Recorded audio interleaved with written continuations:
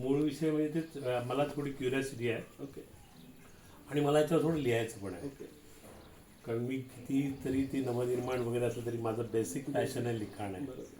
मी journalist होतो, आता journalist म्हणून म्हणत स्वतःला, कारण त्या ह्याच्यात मी आता नाही आहे.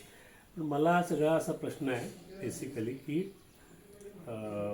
हा जो वाटत सगळा भाग आहे, तर इथे बऱ्यापैकी एक मोकळी पण जागा आहे.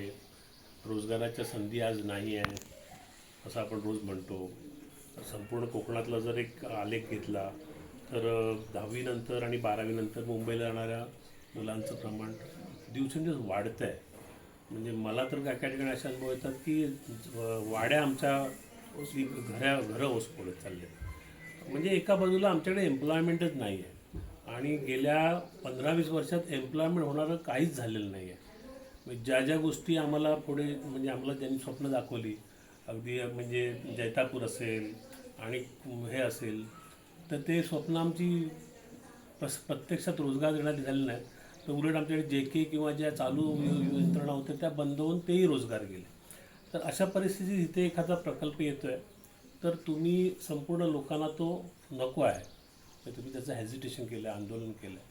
तर ह्या मार्गाची एक तुमची सामाजिक आणखी एक आर्थिक म्हणू किंवा एक इकडची अशी भूमिका काय वाटते तुम्हाला? कशामुळे असं वाटायला लागतं तुम्हाला? साधारणतः म्हणजे एक 2-3 ह्याच्यातल्या महत्त्वाच्या सर गोष्टी आहेत.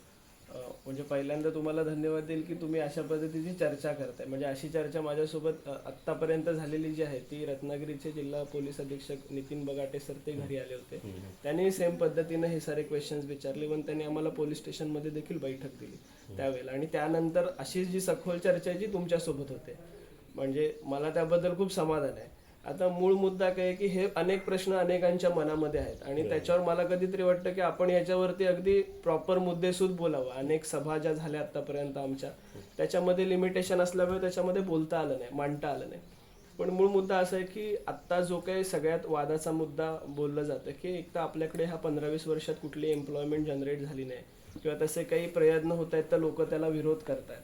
तर अशी एक भूमिका सातत्यानं ऐकायला मिळते आणि ती भूमिका जनरली म्हणतात ना की अशा पद्धतीची जेव्हा घटना घडतात, आंदोलन होतं त्यावेळेला ती समोर येते. म्हणजे जी मी नाणार रिफायनरीमध्ये पण पाहिली, त्याच्यानंतर बारसू सोलगावमध्ये पण पाहिली आणि आता ती वाटदमध्ये पण पाहतोय. पण एक ह्याच्यात जी लपलेली गोष्ट आहे ना ती म्हणजे कायम अनुत्तरित राहते. ती गोष्ट जी जाणवली ती अशी आहे की आपल्याकडे एम्प्लॉयमेंट जनरेट करत असताना आपल्या इथल्या राज्यकर्त्यांना, म्हणजे मला कोणाला नाव ठेवायचं नाही आहे, त्यांच्या पातळीवरती ते सक्सेस असतील, त्यांचा दृष्टिकोनही चांगला असेल, पण एक सर्वसामान्य तरुण म्हणून जेव्हा मी याच्याकडे बघतो तेव्हा एम्प्लॉयमेंट जनरेट करण्यासाठी फक्त सिमेंट कॉन्क्रीटमधूनच ती एम्प्लॉयमेंट जनरेट होऊ शकते. हा जो काही दृष्टिकोन आहे ना तो बदलण्याची गरज आहे. कारण आपल्या प्रत्येक ह्या भारत देशात सगळी जर आपण जमिनीची एकंदरीत भूमिका पाहिली तर प्रादेशिक प्रत्येक ठिकाणाला एक महत्त्व आहे वेगळ्या पद्धतीने. म्हणजे कोकणाकडे आम्ही वेगळ्या पद्धतीने बघतोय, विदर्भाकडे वेगळ्या पद्धतीने बघतोय, मुंबई पुण्याकडे वेगळ्या पद्धतीने बघतोय. आता आपण कोकणाचा जर विचार केला ना तर कोकणामध्ये जर एम्प्लॉयमेंट जनरेट करायची असेल आणि जर करायची इच्छा असेल, म्हणजे उद्या जाऊन मी देखील या राजकीय चळवळीत समजा जर सक्रिय झालो, तर मला असं वाटतं की ती फक्त सिमेंट कॉन्क्रीट किंवा औद्योगिक पद्धतीनंच डेव्हलप होईल हा मुद्दाच नाही आहे. कारण तो प्रयत्न देखील आमच्याकडे झाला आहे जो आम्ही अनुभवला आहे. आता आमच्या इथून 20 किलोमीटरला बाजूला जो जिंदाल प्रोजेक्ट आहे, तर जेव्हा 1993 साली स्टीलसाठी त्या जागा खरेदी झाल्या सर, आणि स्टील उद्योग समूहासाठी जिंदालच्या जागा खरेदी केल्यानंतर आज तिथे प्रत्यक्षात कोळसा उद्योग आहे. म्हणजे ती पहिली फसवणूकच आहे आणि त्या माध्यमातून प्रदूषण वगैरे ह्या सगळ्या गोष्टी घडतात. पण आपण तेही बाजूला ठेवू की चांगलं काही हवं असेल तर थोडंसं सोसावं लागेल. पण सोसत असताना आज जिंदाल उद्योग समूहाच्या माध्यमातून किती एम्प्लॉयमेंट जनरेट झाली आणि ती स्थानिक पातळीवर किती झाली.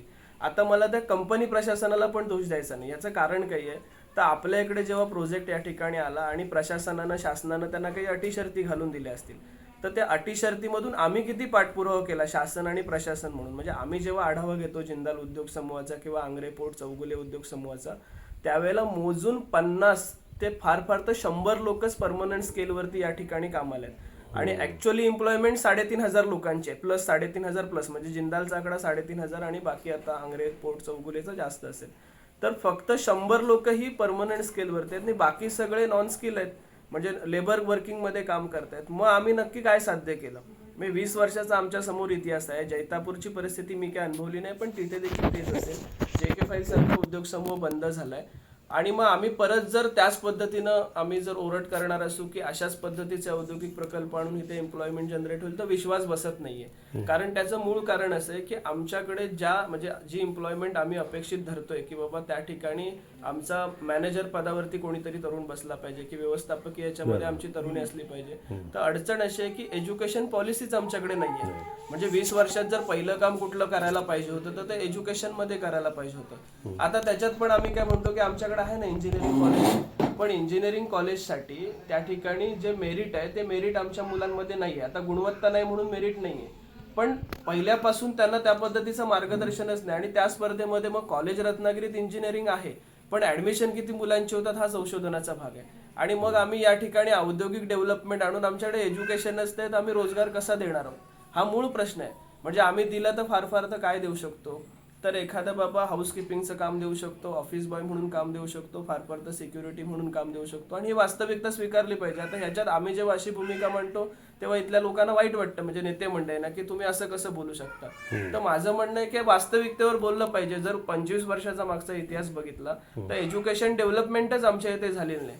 आणि जी कोणी केली आहे ती तुमच्यासारखी मंडळ आहेत. म्हणजे तुम्ही स्वतः असाल किंवा नाना मयेकर साहेब असतील, नंदकुमार मोहिते असतील, ह्यांनी स्वकष्टातून स्वतःच्या पैशातून कॉलेजेस उभी केलेत आणि त्याच्यातून मुलं शिकलेत. पण शासन आणि प्रशासन म्हणून एज्युकेशन मध्ये डेव्हलपमेंट व्हायला पाहिजे होती, ती नाही झाली. आणि पर्यायानं या कंपन्या मग ते कारण दाखवतात की तुमच्याकडे ते क्वालिफिकेशन नाहीये तर तुम्हाला आम्ही रोजगार कसा देणार. आता शासनाकडून आम्हाला काय सांगितलं जातंय की बाबा आम्ही ट्रेनिंग सेशन उभी करू, ट्रेनिंग इन्स्टिट्यूट उभ्या करू आणि त्या माध्यमातून आम्ही या पद्धतीचा रोजगार देऊ. तर मागचं शेवटी बघा, एकदा तोंड भाजलं की माणूस ताक पण फुंकून पितो. आणि त्या धर्तीवरती एम्प्लॉयमेंट अशा पद्धतीने जनरेट होईल असं वाटत नाही. आणि मग जर व्हायची असेल तर पर्यायी मार्ग पण आपण दिले पाहिजेत. मग ते मार्ग आमच्याकडे काय, तर आम्ही आजही शासनाच्या आणि प्रशासनाच्या प्रतिनिधींना हे सांगतोय. आमच्याकडे 2 मोठी बंदरं झाली आहेत, आंग्रे पोर्ट आहे किंवा JSW जे पोर्ट आहे ते आहे. आता त्याच्या धर्तीवर आमच्याकडे रो चालू झाली. म्हणजे मुंबई ते नितेश राणे साहेबांच्या ह्याने त्या ठिकाणी जलवाहतुकीची व्यवस्था चालू झाली. आमच्याकडे गणपतीपुळा मंदिर आहे, ज्या गणपतीपुळ्याच्या मंदिरावरती वरवड्यापासून अगदी नेवऱ्यापर्यंत सगळी हॉटेल इंडस्ट्री डेव्हलप झाली. आज आमच्या इथली हॉटेलची पर नाईट 4,000-5,000 रुपये जाते. त्या ठिकाणी वॉटर स्पोर्ट डेव्हलप झालेत. ह्या सगळ्या गोष्टी ह्या ठिकाणी घडतात. आमच्या इथे कराटेश्वर मंदिर आहे, लक्ष्मी केशव मंदिर आहे. ह्या म्हणजे लोकांना आज आम्ही जगाच्या बाहेर जेव्हा फिरायला जातो तेव्हा तिकडचे लोक असं म्हणतात की कोकणात यायला पाहिजे, कारण निसर्गाच्या म्हणजे सानिध्यात असं असलेला हा पूर्ण प्रदेश आहे.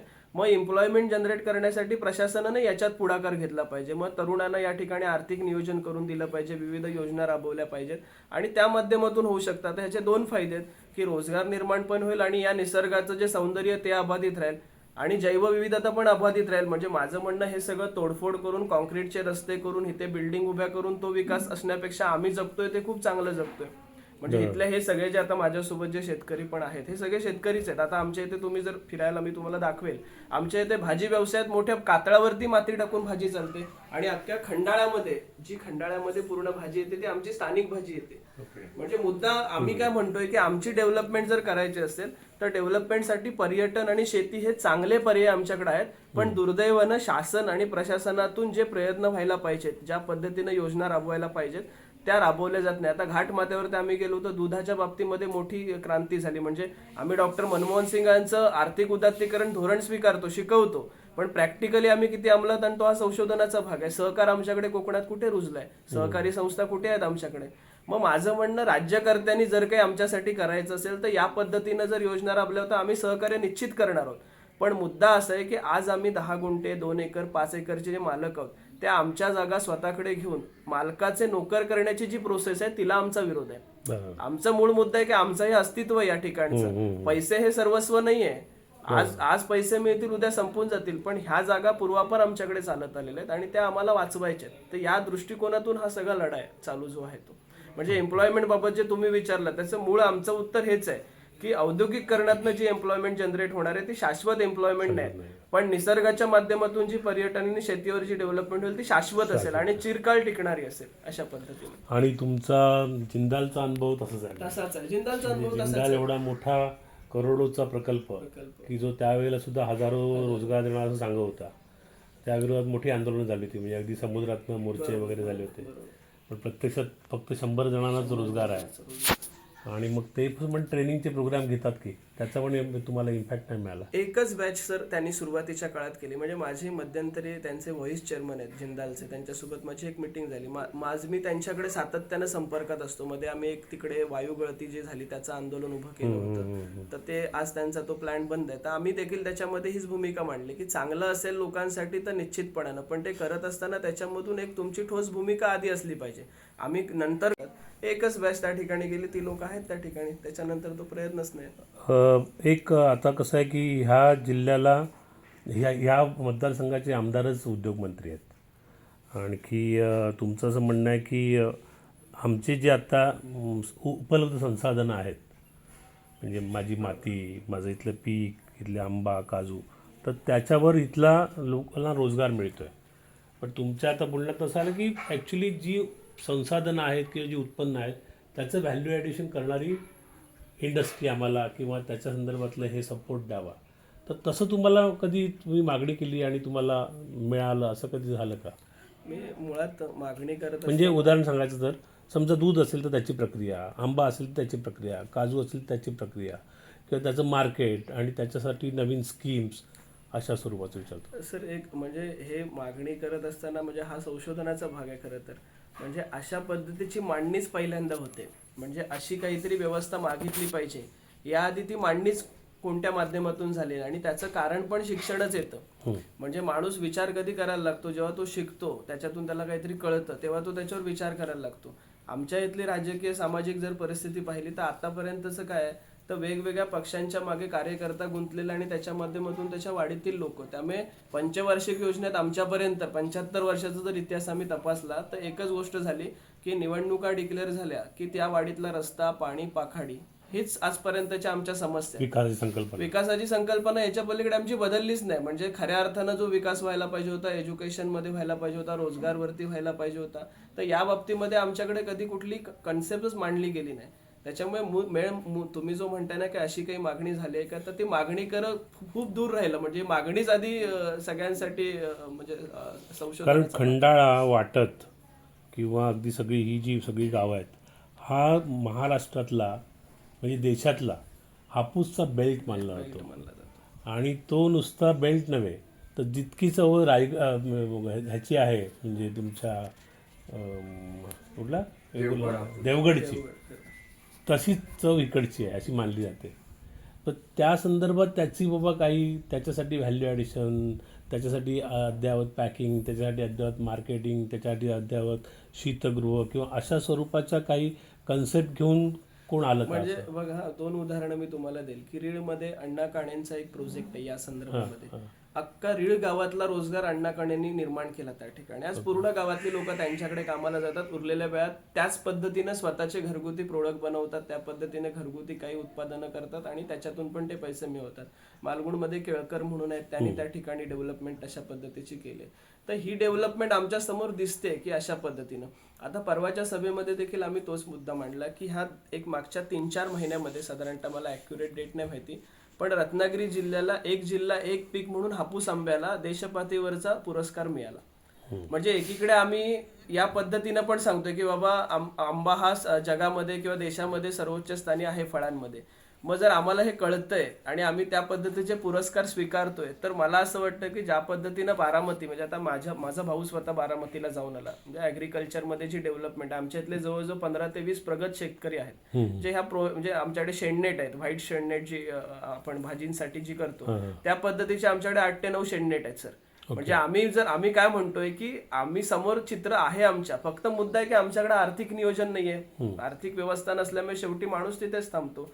तर त्या पद्धतीनं आम्ही जर देशपातळीवर हे पुरस्कार स्वीकारतोय, तर माझं प्रशासनाला आव्हान आहे या माध्यमातून की ही जागा म्हणजे 2200 एकर जागा एकत्रितपणाने घेऊन एका उद्योगपतीच्या घशात घालण्यापेक्षा ती त्या शेतकऱ्यांकडे राहू द्या आणि त्या माध्यमातून ॲग्रिकल्चर डेव्हलपमेंटसाठी जर तुम्ही काही प्रपोजल ठेवली तर शेतकरी नक्की त्या ठिकाणी. म्हणजे आज आता आमचं जिल्ह्याचं कृषी कार्यालय आहे, इथल्या किती लोकांना माहिती आहे संशोधनाचा माहिती आहे, तालुका कृषी अधिकारी कार्यालय किती लोकांना माहिती आहे संशोधनाचा भाग आहे. तर हे लोक कधी स्थानिक पातळीवर पोहोचणार आहेत किंवा योजना शासनाच्या येतात पण त्या कागदोपत्रीच राहतात. त्या ग्रासरूट पर्यंत म्हणजे पोहोचतच नाही. आणि मग आम्ही सांगणार की कातळ ओस पडलेत. म्हणजे हे नेमकं अपयश कोणाचं आहे, शेतकऱ्यांचं आहे, ग्रामस्थांचं आहे की प्रशासनाचं आहे, याच्यावर विचार करावा लागेल. आणि माझं म्हणणं, जागरूक प्रतिनिधी किंवा जागरूक तरुण म्हणून मी तो करतोय, ह्याच्यामध्ये मला प्रचंड त्रास होतोय. म्हणजे आज जर का एकंदरीत व्यवस्था बघितली तर सगळ्यात मी टार्गेटवरती, इन्व्हेस्टर लोकांच्या टार्गेटवरती आहे, त्यानंतर राजकीय नेते मंडळींच्या टार्गेटवरती आहे, राजकीय पदाधिकाऱ्यांच्या टार्गेटवरती आहे, अधिकाऱ्यांच्या टार्गेटवरती आहे. आणि हे मी पुराव्यानिशी का सांगतोय, तर ह्या सगळ्यांचे सातबारे या जमिनींमध्ये आहेत. म्हणजे आज आम्ही जेव्हा उदात्त हेतूने सांगतोय की स्थानिक लोकांचा विकास करायचा आहे, त्यांना चारपट भाव द्यायचे, त्यांना रोजगार द्यायचा आहे, त्यांना उद्योगधंदे द्यायचे, तेव्हा त्याच्या मागची एक बाजू ही आम्ही विसरून जातोय की आम्ही किती खोटं बोलणार आहोत. म्हणजे मी आजही मी जेव्हा आम्ही आंदोलन उभं केलं तेव्हा आम्ही ग्रामदेवतेच्या मंदिरामध्ये सर बसलो आणि त्या मंदिरातलं माझं पहिलं वाक्य होतं की हे आंदोलन उभं करत असताना यातली एकही गुंठा जागा विकण्याचं पाप माझ्या डोक्यावरती नाहीये किंवा ह्यातली एकही गुंठा जागा खरेदी करण्याचं पाप माझ्या डोक्यावरती नाहीये.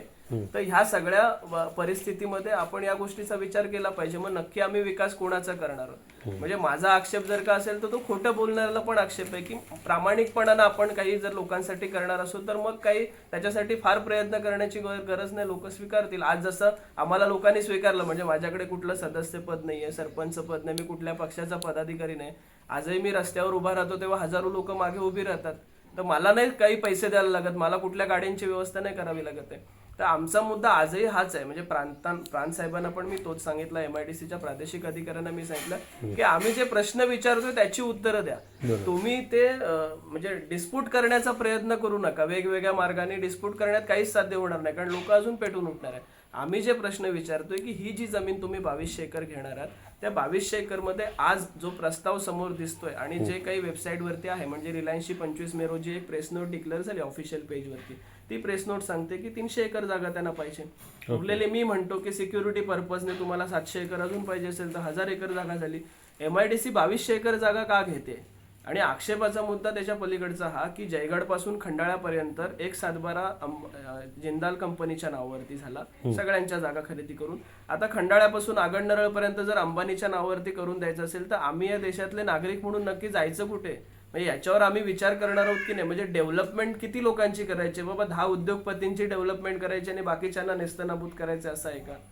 तर हे आमचे स्थानिक प्रश्न आहेत. जमिनीच्या बाबतीमध्ये सप्टेंबरमध्ये सर अधिसूचना येते, 24 सप्टेंबर 2024 रोजी अधिसूचना येते आणि बरोबर 4 महिने आधी इथल्या अनेक अधिकाऱ्यांच्या पदाधिकाऱ्यांच्या नावावरती जमिनी खरेदी होतात. हा योगायोग समजायचा? एकाने खरेदी करणं स्वाभाविक आहे. आज आम्ही परवा सातबारे सर काढले, त्यातली 1000 एकर जागा, ह्यातली निम्म्याहून अधिक जागा ही तिथल्या अधिकारी आणि राज्यकर्त्यांच्या नावावरती आहेत. त्याचे सातबारे त्यांच्या स्वतःच्या नावावरती आहेत. बरं, माझं म्हणणं, तुम्ही शेतीसाठी जर खरेदी करत असाल तर आज माझं ओपन चॅलेंज आहे की ज्यांनी खरेदी केले त्यांनी खरेदी केलेली जागा जागेवरती जाऊन दाखवावी. की बाबा आज आमची खरेदीची पद्धत काय आहे, तर बाबा समोरची जागा मला एखादी घ्यायची आहे तर मी त्या जागेवर जातो, ती जागा बघतो, तिथलं पाणी बघतो, आजूबाजूला काय आहे ते बघतो, त्याच्यात काय आहे, झाडं आहेत, माड आहेत काय ते बघतो, त्यानंतर त्याचा नकाशा घेतो. एवढी प्रोसेस केल्यानंतर खरेदी होते. पण वाटत MIDC मध्ये झालेली जी खरेदी करतायत त्या जागेवर कोणीच गेलेलं नाहीये.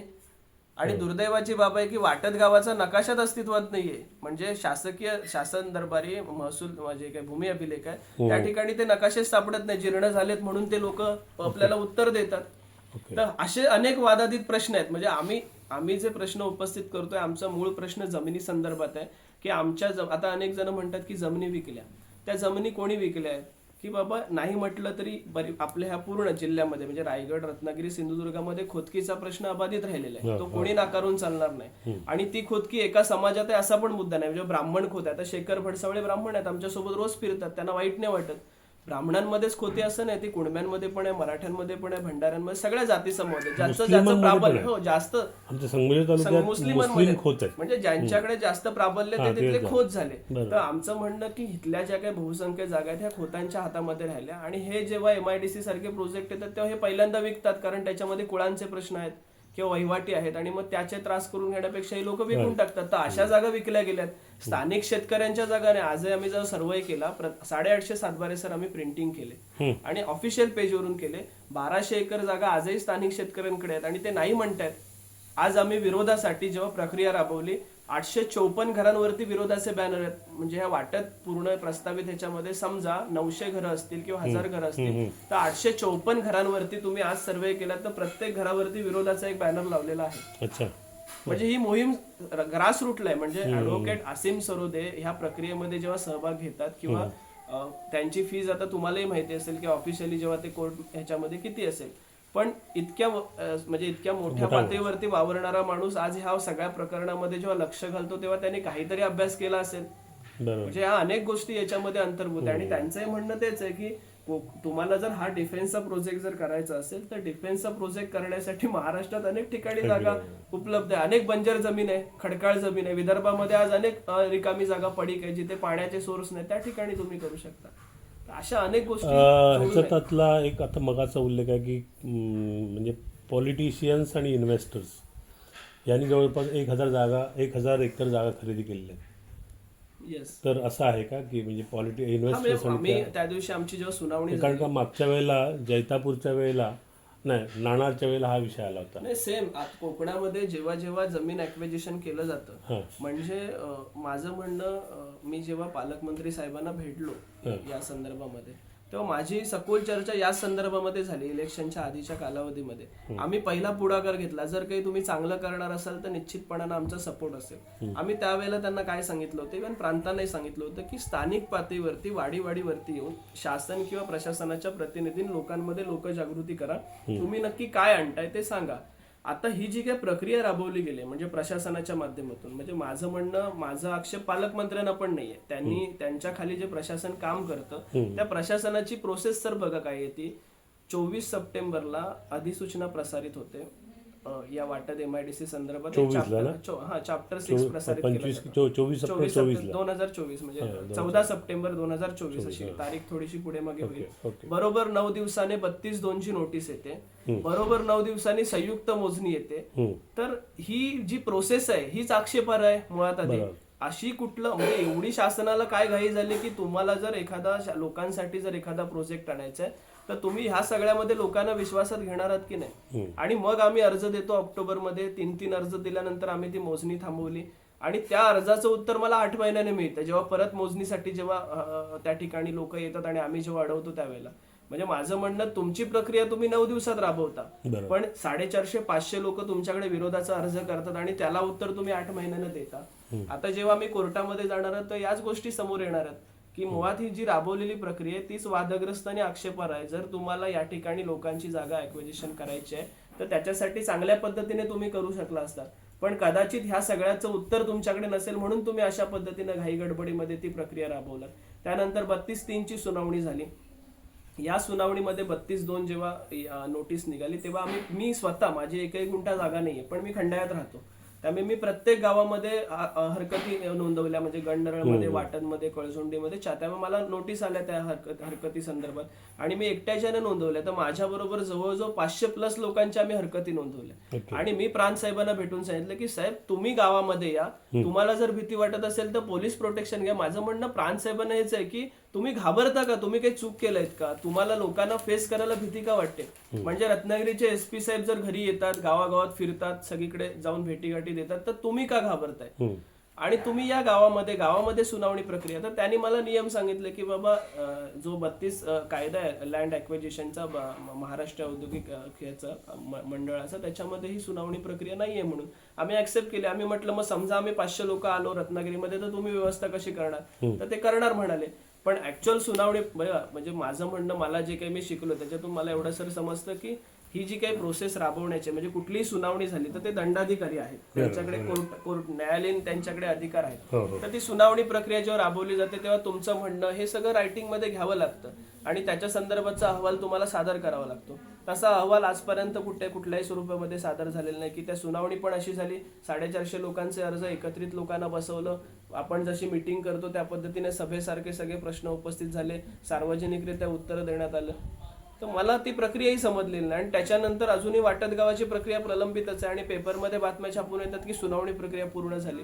तर आमचा आक्षेप म्हणजे न्यायालयीन बाजूमध्ये आसिम सरांचा आक्षेप हाच आहे की ही जी सगळी प्रक्रिया आहे तीच आक्षेपार्ह आणि वादग्रस्त आहे. आणि ही आक्षेपार्ह असण्याचं कारण काय, कदाचित याच्यामध्ये इन्व्हेस्टर, अधिकारी आणि राजकीय कार्यकर्त्यांचा फायदा असेल म्हणून कदाचित हे स्पिनने करण्याचं कामकाज चालू केलं असेल.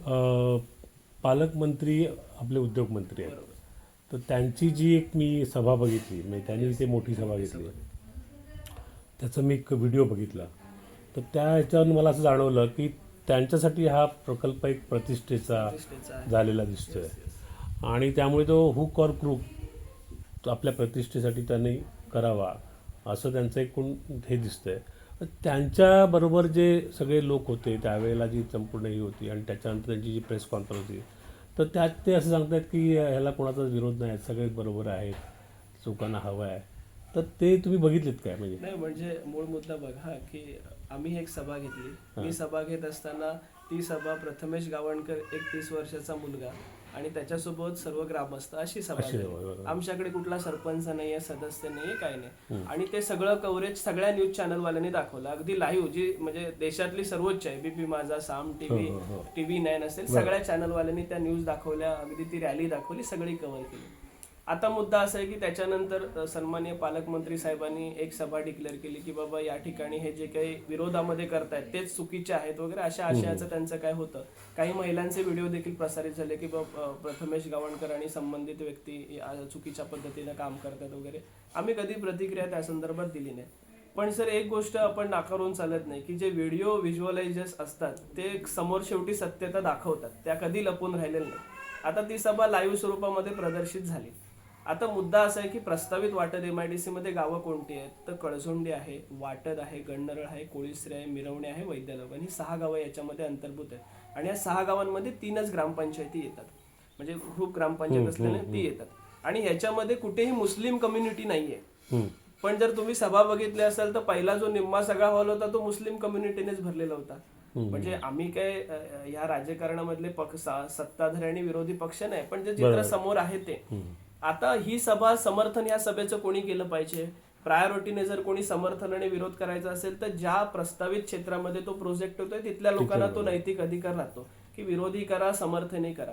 विरोधाला इथली स्थानिक लोक जमली. आजही आम्ही सगळे व्हिडिओचे फुटेज देऊ शकतो की बाबा तुम्ही पर्सनली, म्हणून आता आम्ही बॅनर लावले. इव्हन आता आम्ही पुढच्या सभेला हे पण सांगितलं, म्हणजे जेव्हा आमचं धरणे आंदोलन असेल तेव्हा आम्ही ठरवलंय की बाबा आधार कार्ड हातात घेऊन, प्रिंट करून आधार कार्ड घेऊन राहणे. का तर काय माहितीये, ते एखादी गोष्ट झाल्यानंतर मग राजकीय भाषणांसारखे आरोप प्रत्यारोप करणं की ही लोक बाहेरून आली, ती लोक बाहेरून आली, तर आम्हाला त्या झमेल्यात पडायचं नाही, कारण तो काय माझा व्यवसाय नाहीये. ते ज्यांना ज्यांना त्या पद्धतीची भाषणं करायची ते 100% करू शकतात. पण माझा मुद्दा आहे की आम्ही आधार कार्ड घेऊन बसणार आहोत, म्हणजे नेक्स्ट आमचं आंदोलन असेल तर ते आधार कार्ड हातात घेऊन असेल, का तर सत्यता सगळ्या प्रेस समोर असेल, मीडिया समोर असेल. आता ती जी सभा आम्ही पालकमंत्री साहेबांची पाहिली तर त्यांचा तो प्रतिष्ठेचा प्रश्न नक्कीच आहे, कारण उद्योगमंत्री ते स्वतः आहेत आणि आम्ही देखील त्यांना सुरुवातीच्या काळात सहकार्य करत होतो. पण प्रशासनाकडनं जे धोरण होतं ते आम्हाला त्या पद्धतीचं म्हणजे पॉझिटिव्ह ते मिळालं नाही.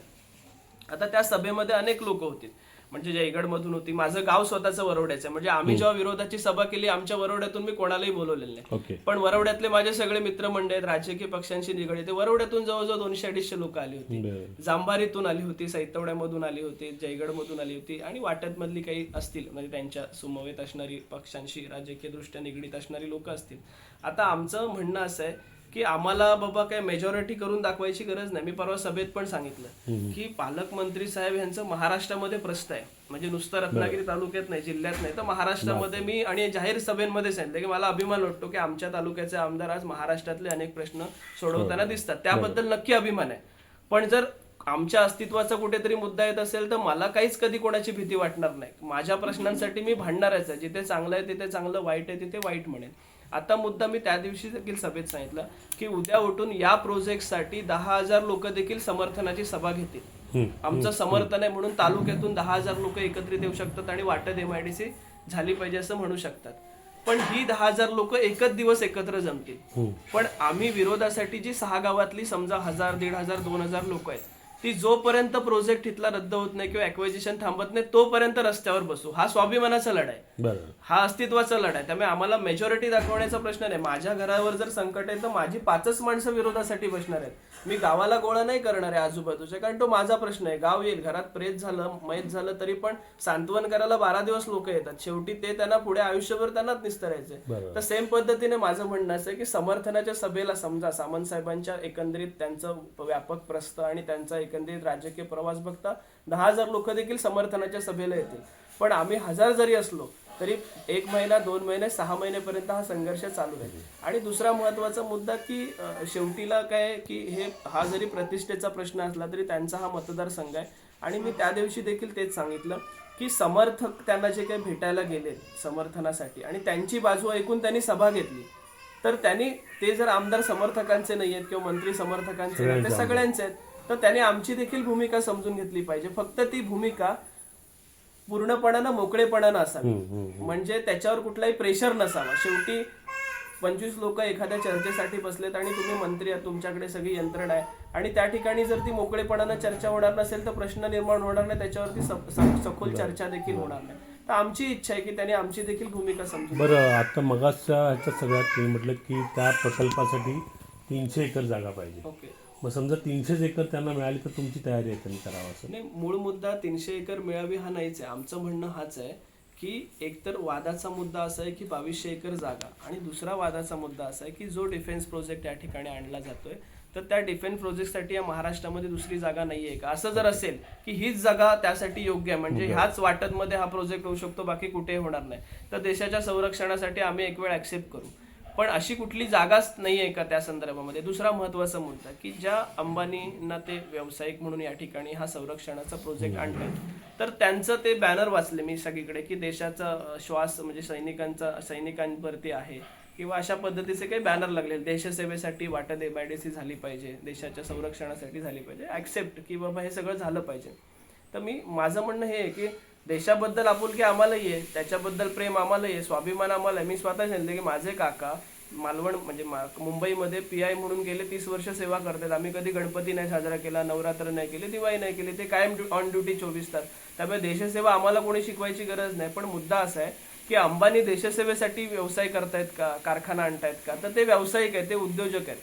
उद्या उठून ते इथे जे प्रोडक्शन करणार आहेत ते जर मुद्दा आहे की ते जर सगळं देशासाठी सप्लाय करणार असतील तर वेगळी बाब आहे. पण ते व्यवसाय करण्यासाठी जेव्हा येणार आहेत तेव्हा ते पूर्ण जगभरामध्ये त्याचा व्यवसाय करणार आहेत. मग ते जर व्यावसायिक म्हणून येत असतील तर आम्ही ग्रामस्थ म्हणून आम्हाला तो विचार करावा लागेल. जर हा गव्हर्नमेंटचा प्रोजेक्ट असता, याच्यामध्ये गव्हर्नमेंट हा प्रोजेक्ट राबवत आहे, तर ती गोष्ट सर ऍक्सेप्ट, हा मुद्दा फार महत्वाचा लक्षात घेतला पाहिजे. आज देशाची संरक्षण यंत्रणा तयार करण्यासाठी गव्हर्नमेंट कपॅबल नाहीये का, भारत सरकार कपॅबल नाहीये का? आसिम सरांचा तोच मुद्दा आहे की सेक्शन, त्यांनी संविधानाचे काही सेक्शन सांगितले, या सेक्शन नुसार ही संरक्षण यंत्रणा आपल्या देशाच्या गव्हर्नमेंटच्या हातात असणं गरजेचे. आज ते आम्ही प्रायव्हेटायझेशन करून एखाद्या थर्ड पार्टीकडे देतोय आणि उद्या उठून आज आपले जे काही विरोधी देश आहेत, मग चीन असेल, पाकिस्तान असेल किंवा असे असंख्य देश आहेत, जी बंदूक या ठिकाणी तयार होणार आहे, उदाहरणार्थ ती 100 रुपयाला आपल्या देशात विकली जात असेल आणि त्या बंदुकीची ऑर्डर समजा त्यांना विरोधी देशाकडून डबल किमतीला मिळाली, तर अंबानी विकणार नाहीयेत का? अनेक गोष्टी आहेत. म्हणजे ते इथे जर व्यवसाय करण्यासाठी येत आहेत तर ते व्यवसायासाठी त्यांनी दुसरी जागा घ्यावी. संरक्षणाचाच मुद्दा असेल आणि गव्हर्नमेंट प्रोजेक्ट राबवत असेल तर आम्ही ऍक्सेप्ट करू की बाबा आपली देखील जबाबदारी आहे की आपण शासनाला मदत केली पाहिजे. पण याच्यामध्ये शासन फक्त थर्ड पार्टी आहे, MIDC फक्त दलाली करणार आहे. दलाली म्हणण्यापेक्षा खरेदी विक्री, की बाबा आम्ही शेतकऱ्यांकडनं जागा घेतली आणि अंबानीला दिली आणि अंबानीने नंतर त्या ठिकाणी काही उद्योग आणावा. हा प्रश्न देखील उपस्थित झाला की ज्या अंबानींचा प्रोजेक्ट या ठिकाणी होणार आहे, न्यूजमध्ये आम्ही बातम्या बघतो की त्यांच्यावर EDचे छापे आहेत, CBIचे छापे आहेत, आणि अशा माणसाच्या हातात आम्ही संरक्षणासारखा जिव्हाळ्याचा प्रश्न किंवा अतिशय संवेदनशील विषय आम्ही त्या माणसाच्या हातात देणार आहोत. तेव्हा एक जागरूक नागरिक म्हणून जर आम्ही प्रश्न विचारत असू तर मग वाईट वाटण्याचं कारण काय? आणि माझं म्हणणं, आम्ही तुमच्यावर आक्षेपच घेत नाही, आम्ही एकंदरीत धोरणावरती आक्षेप घेतोय. आणि मला असं वाटतं की जे अधिकार संविधानानं दिले, जेव्हा जे आम्हाला कळतंय त्याला अनुसरून आम्ही तुम्हाला व्यक्तिगत टीका टिप्पणी करतच नाही. तुम्ही एखाद्या चांगली गोष्ट राबवला तर तुमच्या 10 पावलं आम्ही पुढे असू. पण आज मुद्दा हा कोणताच सुटत नाही ह्या सगळ्या दृष्टिकोनातून. दुसरा एक तुमचा एक मुद्दा होता, तो शेवटचा मुद्दा म्हणून विचारतो. कॉन्क्रिटीकरणाचा विकास, याचं म्हणजे काय म्हणायचं होतं तुम्हाला? म्हणजे बघा, सिंपल गोष्ट आहे की आज मुंबई पुण्यामध्ये जो काही डेव्हलपमेंट झाली ती ठीक आहे, ती शहरं आहेत, मेट्रो सिटी आहे, त्या ठिकाणी त्या पद्धतीने डेव्हलपमेंट आहे, लोक तिथे आर्थिक गोष्टीनेच त्या ठिकाणी जोडलेले आहेत. तिथे कोणाची अशी अटॅचमेंट नाही आहे की बाबा त्यांचं काही मनापासूनचं एक नातं आहे की तिथे येणारा, मुंबईत येणारा माणूस UP मधून येतोय, MP मधून येतोय, देशभरातून जगभरातून त्या ठिकाणी लोक येतात, आर्थिक म्हणजे हेतूनेच त्या ठिकाणी लोक काम करतात. पण जेव्हा ही लोक कोकणात येतात तेव्हा त्यांचा एक जिव्हाळ्याचा प्रश्न आहे, त्यांची एक हजारो वर्षाची एक परंपरा आहे या ठिकाणी. त्या ठिकाणी विविध चालीरीती आहेत, आपल्या काय म्हणतात ना, वर्षानुवर्ष चालत आलेल्या परंपरा आहेत आणि त्याच्यामध्ये त्यांचा जीव अडकून आहे. म्हणजे आज गणपतीमध्ये तुम्ही चित्र बघितलं तर यायची व्यवस्था नाहीये, पण लोक कशी येत आहेत आणि कशीही जात आहेत, पण कोकणात येत आहेत. तर मूळ मुद्दा असा आहे की हिते पण ते आर्थिककरण करत असताना त्या पद्धतीने जर डेव्हलपमेंट आम्ही करणार असू तर नक्की आम्ही साध्य काय करणार आहोत. म्हणजे आज तुम्ही बघा, विविध महापूर येत आहेत, विविध भूकंप होत आहेत आणि हा सिग्नल आहे निसर्गाचा.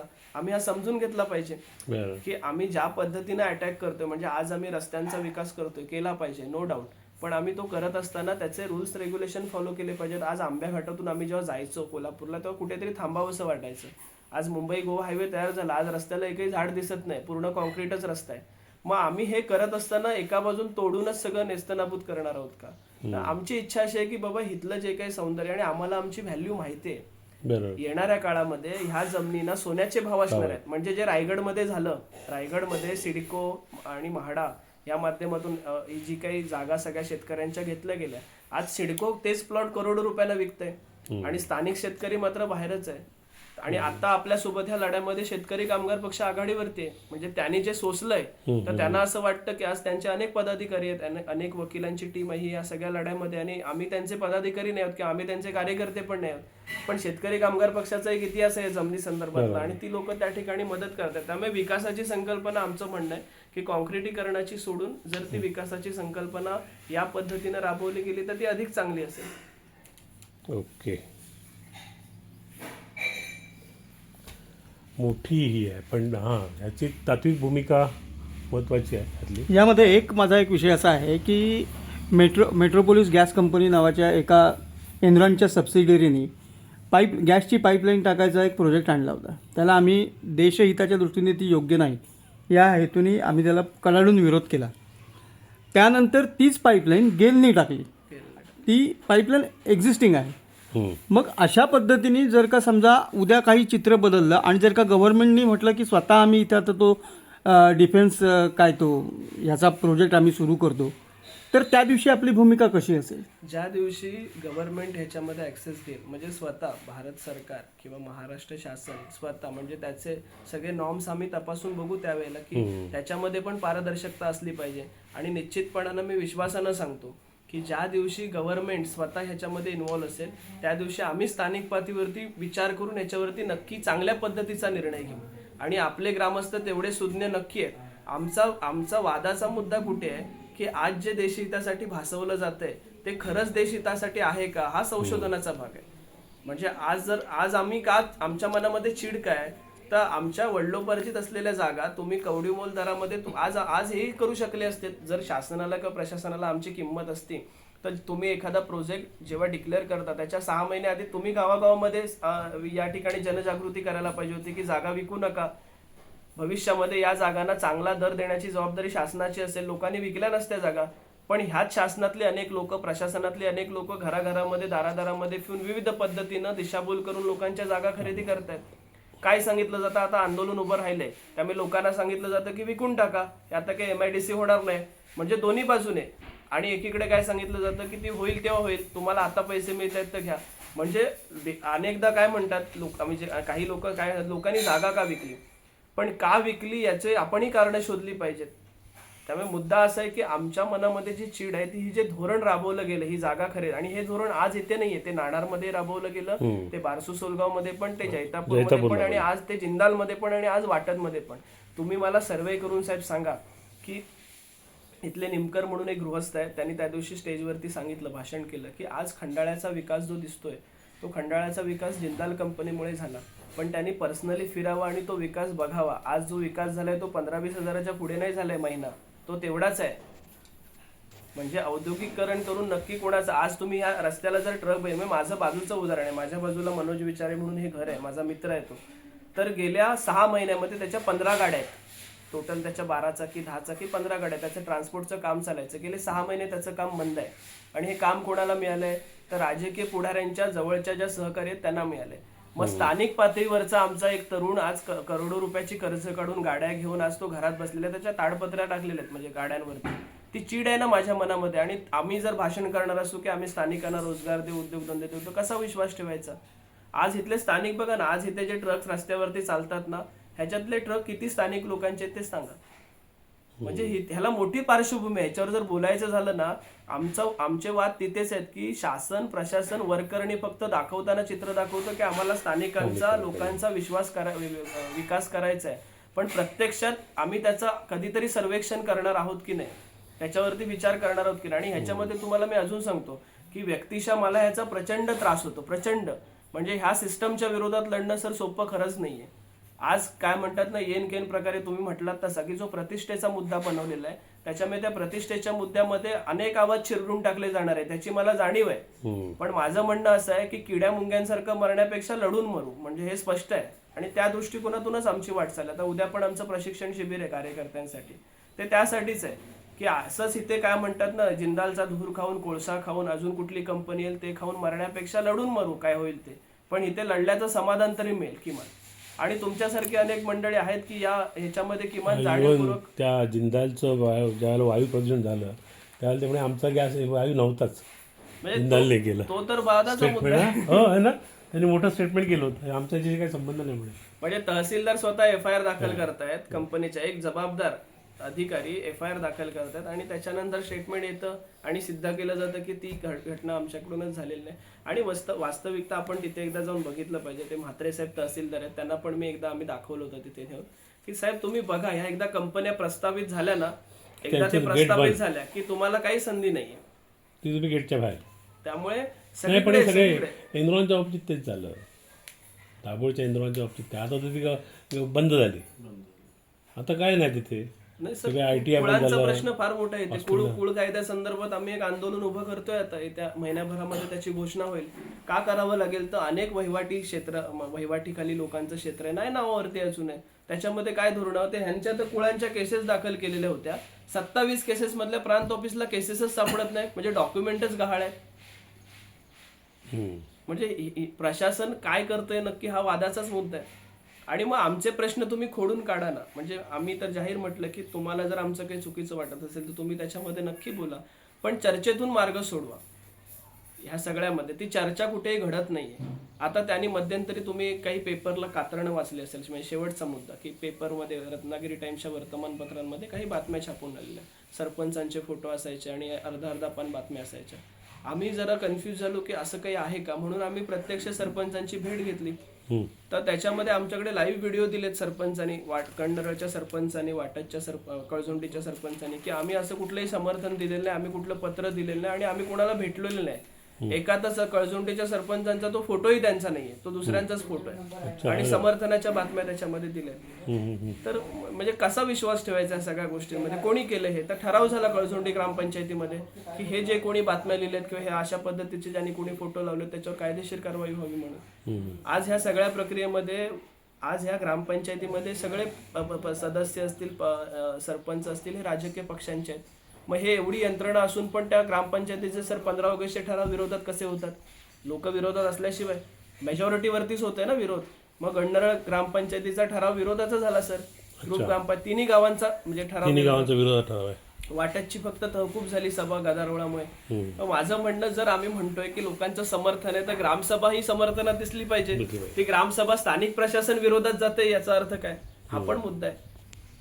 तर अशा अनेक गोष्टी आहेत. आणि म्हणून आसिम सरांची आम्ही जेव्हा भेट घेतली तेव्हा त्यांना ती वस्तुस्थिती सांगितली की सर अशी अशी परिस्थिती आहे आणि हा नुसता वाटत पुरता प्रश्न निर्माण नाहीये. तर आज वाटत पर्यंत जागा घेतली जाते, उद्या ती जागा देवीपर्यंत जाईल. आणि अशाच पद्धतीने हे कॉर्पोरेट लेवलचे लोक जर कोकणात येणार असतील आणि नंतर येणाऱ्या काळामध्ये डेव्हलपमेंट हे करून आम्ही जर नोकर म्हणूनच त्यांच्याकडे राहणार असू तर याच्यावर विचार करावा लागेल.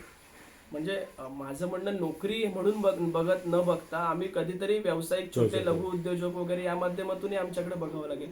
आणि माझी राज्यकर्त्यांकडनं उद्या मी जरी या प्रक्रियेत आलो ना तरी माझ्या स्वतःकडनं अपेक्षा असेल की समन्वयानं लोकांना काय पाहिजे याच्यावर आम्हाला बोलावं लागेल. म्हणजे फक्त करोडो रुपयाच्या योजना राबवणं म्हणजे नळपाणी योजना, रस्त्याचं डांबरीकरण, कॉन्क्रिटीकरण, शाळांचे काय म्हणतात ना नळ्यांचे स्लॅब टाकणं, तर अशाच पद्धतीचा जर विकास अपेक्षित असेल तर आम्हाला तो नाही अपेक्षित आहे. याच्या पलीकडे काही लोकांच्या अपेक्षा आहेत, गरजा आहेत, त्याच्यावरही बोलावं लागेल कधीतरी.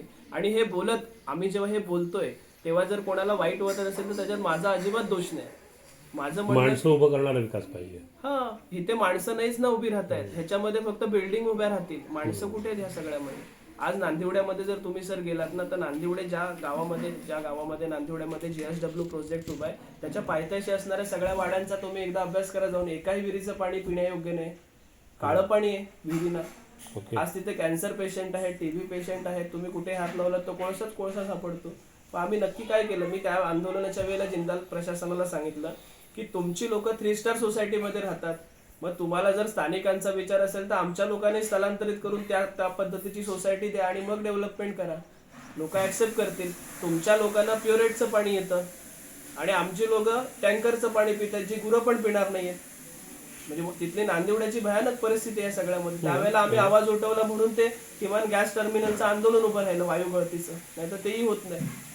अशा अनेक घटना या परिसरात घडतात आणि मला ह्या म्हणजे बऱ्याचदा ह्या संदर्भात प्रशासन किंवा शासनातल्या लोकांना सांगायचंय की सगळ्यांचंच नाही पण कोणाचा तरी स्वाभिमान जर जिवंत असेल तर याच्यामध्ये दखल घ्यावी आणि विचार करावा आणि चर्चा करावी. इतकी लोक, मी त्या दिवशी किशोर मोरे साहेब आहेत, त्यांनी एक मुलाखत दिली रत्नागिरी टाइम्सला डिजिटलला. मी त्यांना एक मेसेज लिहून पाठवलं होतं. त्यांना मी फार पहिल्यापासून ओळखतो. त्यांना मी तेच म्हटलं की साहेब तुम्ही ज्येष्ठ पत्रकार आहात त्यामुळे मी तुमचा खूप आदर करतो. तुम्ही दिलेल्या मुलाखतीचा पण आदर करतो का आता ते तुमचं स्वतंत्र व्यक्तिगत मत आहे, मला त्याच्याबद्दलही आक्षेप नाही. पण एक पत्रकार म्हणून मला तुमच्याकडनं अपेक्षा ही आहे की ही सगळी वाटत MIDCचा प्रश्न उभा राहत असताना या सगळ्या संदर्भामध्ये पालकमंत्री असतील, मंत्री असतील, इथले सगळे पदाधिकारी असतील, यांच्या प्रतिष्ठेचा प्रश्न असताना या सगळ्या लढ्यामध्ये एक 30 वर्षाचा मुलगा उभा राहतो आणि त्याच्या मागे रस्त्यावरती हजारो लोक चालतात. ही गंभीर बाब आहे आणि ह्याच्या खोलात जाऊन तुम्ही विचार करावं की हे असं का घडतंय. कुठलीही लिडरशिप नाहीये, कुठलाही पक्ष नाहीये, कुठलंही पद नाहीये आणि अशा वेळेला लोक रस्त्यावर आणि संविधानिक पद्धतीनं नियोजनबद्ध उतरतात. याचा अर्थ तुम्ही विचार केला पाहिजे असं मी त्यांना मेसेज टाकला होता. त्याचं मला काही आन्सर नाही मिळालं. पण माझं म्हणणं आम्ही अपेक्षा तर करू ना. आता तुम्ही जे पत्रकार मंडळी आहेत त्यांच्याकडनं नक्की अपेक्षा करणार की तुम्ही वास्तविकता मांडावी आणि त्या पद्धतीनं आम्हाला मीडियाने खूप चांगली साथ दिली आतापर्यंत. म्हणजे अनेक प्रश्न ते मांडण्याचा प्रयत्न करतायत त्या पद्धतीने. आणि येत्या काळामध्ये पण आम्हाला, मी नेहमी सांगतो की आमचा हा सगळा जो काही लढा आहे ना हा कुठल्या व्यक्तीविरोधातला नाहीये, कुठल्या नेत्याविरोधातला नाही ना कुठल्या पक्षाविरोधातला आहे. आमचा लढा स्वाभिमानाचा आणि अस्तित्वाचा आहे आणि अस्तित्वाच्या लढ्यासाठी शेवटीला तुम्ही किती जरी प्रयत्न केलात तरी तो संघर्ष अटळ आहे कायमस्वरूपी. तर त्या पद्धतीने बघावं. म्हणजे जसं राजकीय चेकमेट केलं जातं त्या पद्धतीने जर इथे प्रयत्न झाला तर मला नाही वाटत की त्यामध्ये काही निर्माण होईल असं मत. ठीक आहे, एकंदरीत तुमची मागणी फक्त शाश्वत विकास व्हावा ही महत्वाची आहे. नाही, आमच्या जमिनी आमच्या राहाव्यात. नाही तरच शाश्वत विकास होईल, तर तो माणूस तिथे टिकेल. म्हणजे जे काही उपलब्ध आहे. शाश्वतचा अर्थ वेगळा काढतात ना हल्ली. अच्छा अच्छा इथला निसर्ग आबादी केला आपण आम्हाला विचार कुठे जाऊन म्हणतात